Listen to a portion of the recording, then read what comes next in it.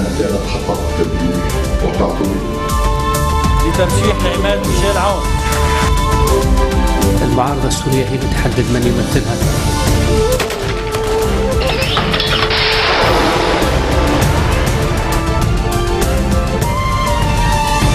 Bonjour à tous, merci de nous rejoindre sur Futur TV pour cette nouvelle édition de la rédaction. Tout de suite, les titres. Le centre-ville de Tripoli passé au peigne fin après la découverte de 2 bombes factices. Les engins explosifs ont été désamorcés par l'armée un peu plus tôt. Ils se trouvaient sur la place de l'Étoile.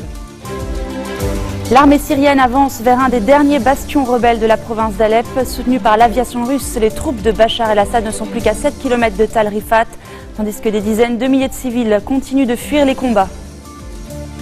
Le Conseil de sécurité de l'ONU réuni en urgence après le tir d'une fusée nord-coréenne. À Tripoli, les 2 engins explosifs désamorcés par l'armée se sont finalement révélés être des faux. La première contenait 1,5 kg, la seconde 10 kg. Depuis la découverte de ces bombes factices, le secteur est passé au peigne fin.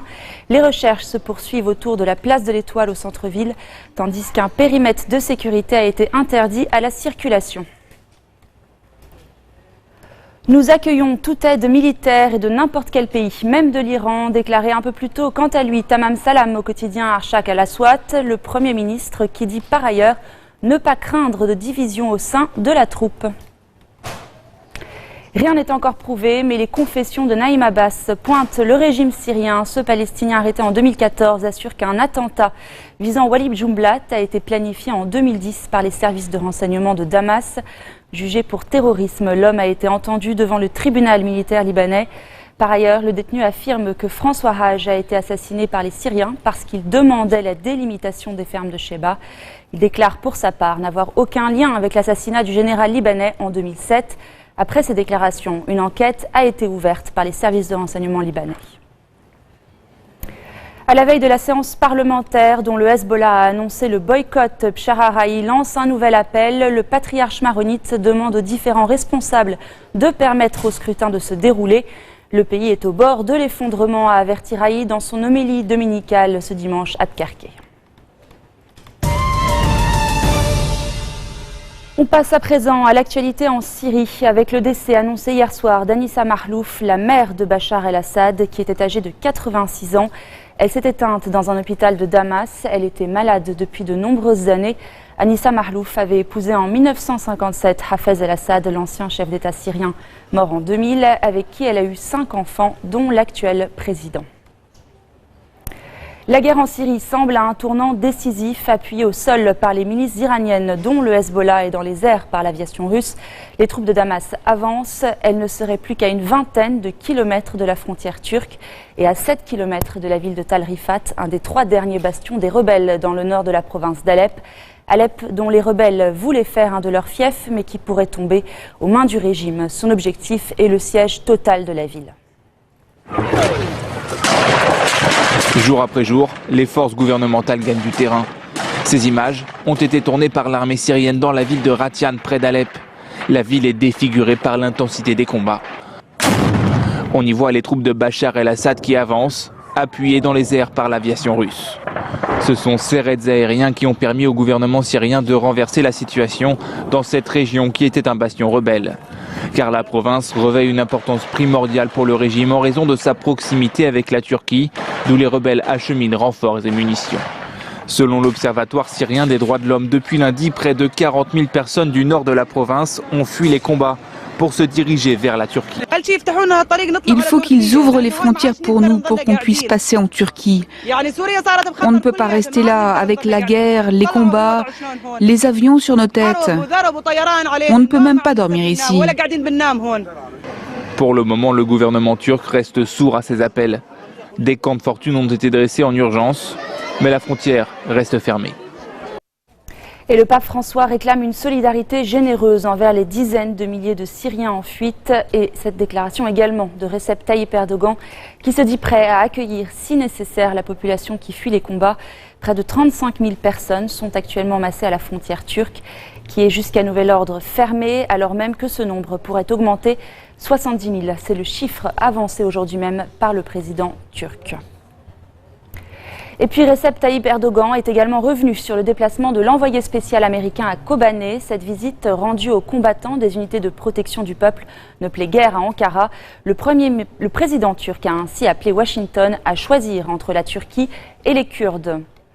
Le conflit syrien est un jeu complexe d'alliances entre acteurs locaux et grandes puissances et c'est dans ce contexte que les Émirats se disent à leur tour prêts à envoyer des troupes en Syrie. Une vraie campagne contre Daesh doit inclure une intervention au sol. C'est ce qu'a déclaré à Abu Dhabi le chef de la diplomatie émirati, Anwar Gargash, qui précise qu'une telle initiative ne peut avoir lieu, je cite, que sous la direction des États-Unis.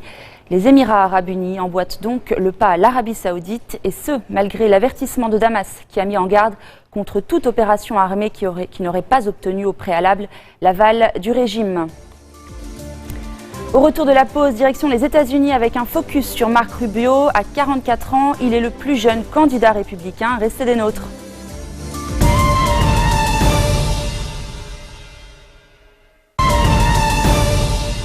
Le Conseil de l'ONU se réunit en urgence sur la Corée du Nord. Ce matin, Pyongyang s'est félicité du lancement réussi d'une fusée de longue portée. Condamnation de plusieurs capitales, dont Washington, Moscou et Pékin. Natacha Vesnich. Voici les photos publiées par le régime nord-coréen. La mise en scène est pensée. Kim Jong-un, sourire aux lèvres, assiste au lancement réussi d'un satellite d'observation terrestre. C'est en tout cas la version de Pyongyang. Car les pays voisins de la Corée du Nord, comme le Japon, y voient surtout un essai déguisé de technologie balistique qui a pour objectif de développer des missiles de longue portée pouvant viser le territoire américain. Nous ne tolérerons pas que la Corée du Nord poursuive ses lancements de missiles après les avertissements répétés pour les empêcher. Ce lancement de missiles, qui fait suite aux essais nucléaires, est une violation claire des résolutions du Conseil de sécurité de l'ONU. La Corée du Sud a elle aussi tout de suite réagi en organisant une rencontre avec des responsables de la défense américaine. Ils ont décidé d'ouvrir des pourparlers officiels sur le déploiement dans la péninsule coréenne d'un système de défense antimissile américain. Mais la Chine, principal partenaire commercial de Pyongyang, y est fermement opposée. De son côté, Ban Ki-moon demande à la Corée du Nord de cesser ses actions provocatrices. Une réunion d'urgence du Conseil de sécurité de l'ONU doit se tenir ce dimanche à New York. Ce tir a lieu seulement un mois après un essai nucléaire mené par Pyongyang, mais surtout 10 jours avant la fête nationale du 16 février, qui marque l'anniversaire de l'ancien dirigeant nord-coréen Kim Jong-il. Avec ce nouveau tir, son fils, Kim Jong-un, chercherait donc à renforcer son pouvoir au sein de son pays et asseoir ainsi sa légitimité. En Algérie, une loi pour rétablir à 2 le nombre de mandats présidentiels a été adoptée. Le Parlement algérien s'est prononcé à une très large majorité pour une révision de la Constitution. Ce projet de loi prévoit la fin de la présidence d'Abdelaziz Bouteflika. Sur les 499 parlementaires réunis en congrès, 2 ont voté contre et 16 se sont abstenus. À 78 ans, le chef d'État pourra terminer son 4e quinquennat et briguer un 5e s'il le souhaite, mais il ne pourra pas être élu président à vie. Une véritable course contre la montre se joue actuellement à Taïwan. Les secouristes tentent de dégager la centaine de personnes toujours ensevelies sous les décombres au lendemain d'un séisme qui a déjà fait 18 morts dans le sud de l'île. Le récit de Julie Chouteau. La détresse de cette mère est si grande qu'il lui faut de l'aide pour manger. Plus de 24 heures après le séisme, son fils de 20 ans est toujours porté disparu.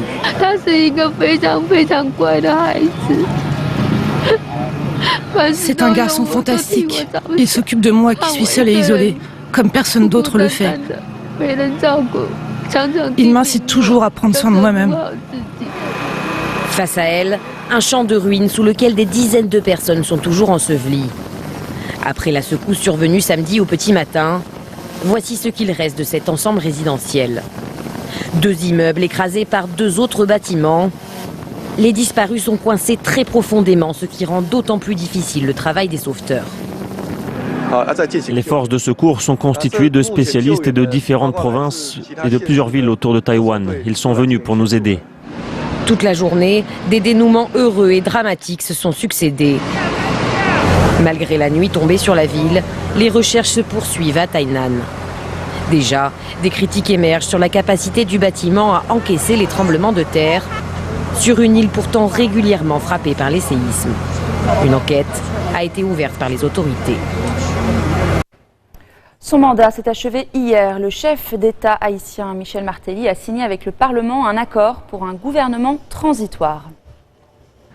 Accord in extremis en Haïti. Quelques heures seulement avant la fin de son mandat, le président Michel Martelly a finalement trouvé un terrain d'entente avec les présidents des deux chambres du Parlement. Cet accord prévoit l'installation d'un gouvernement transitoire dans l'attente du prochain scrutin présidentiel. Le président provisoire sera élu par le Parlement et son mandat ne pourra pas dépasser 4 mois. La signature de cet accord fait de l'Assemblée nationale, en cette situation d'exception, l'institution républicaine en charge de la destinée politique de notre pays. Le Parlement a la lourde responsabilité en ce moment décisif de garant de la stabilité, la continuité de ce républicaine et la cohésion nationale. Les parlementaires vont maintenant devoir se mettre d'accord sur les noms du président et du Premier ministre intérimaire. Autre difficulté, mettre en place un nouveau conseil électoral après la démission de 6 de ses 9 membres. Depuis le premier tour de la présidentielle le 25 octobre dernier et l'annulation à 2 reprises du second tour, les manifestations se multiplient. Des affrontements ont de nouveau eu lieu ce samedi à Port-au-Prince entre les forces de l'ordre et des opposants au président Martelly. Aujourd'hui, je suis en train de manifester ici pour le départ de Martelly parce que le président Martelly a mené le pays à la dérive. Tous les acteurs politiques doivent se mettre ensemble pour résoudre la crise. Si c'est Michel Martelly, comme les manifestants le disent, qui est le problème, on doit l'exclure de ce pays. Haïti va devoir aussi trouver l'argent pour organiser les scrutins à venir. Le processus électoral actuel a déjà coûté 100 millions de dollars, majoritairement financé par la communauté internationale.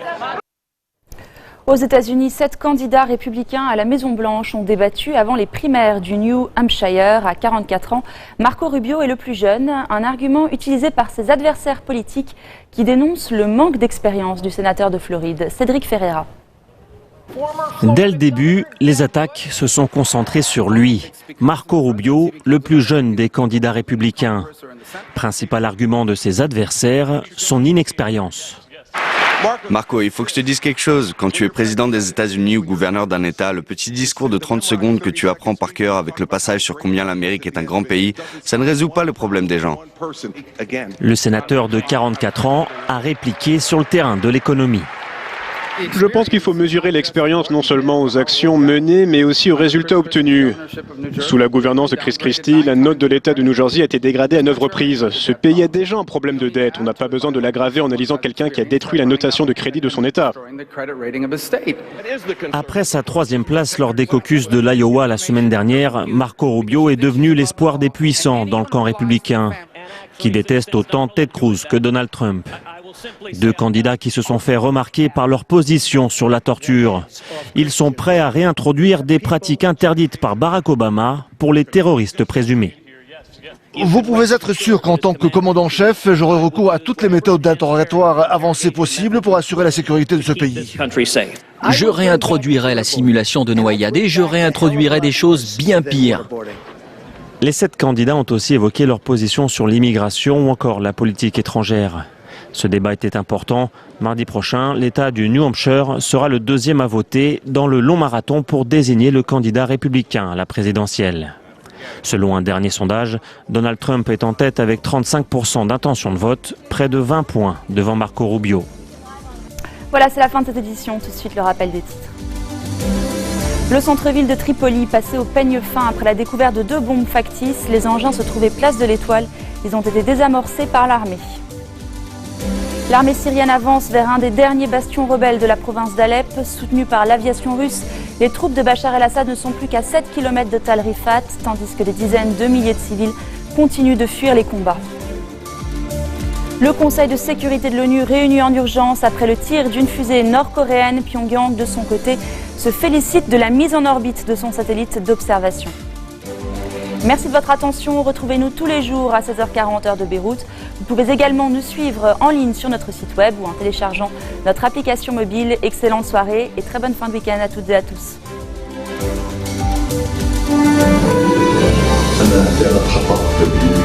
وتعطوني. لترشيح عماد ميشيل عون. المعارضة السورية هي اللي تحدد من يمثلها.